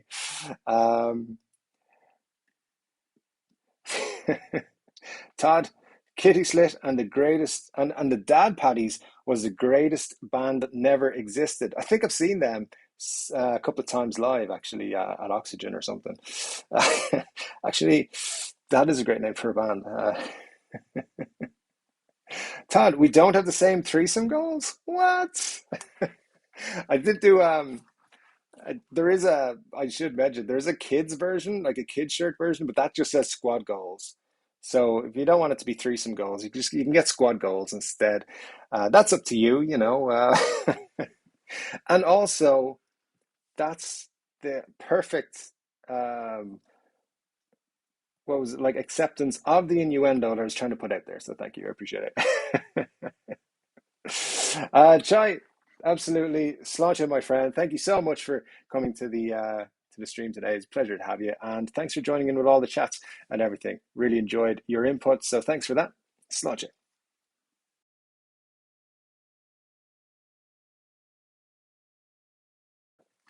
All right, guys. So listen, we lost a good camera a good while ago. I think we are actually just going to wrap it up there now. We're hitting the 2 hour mark.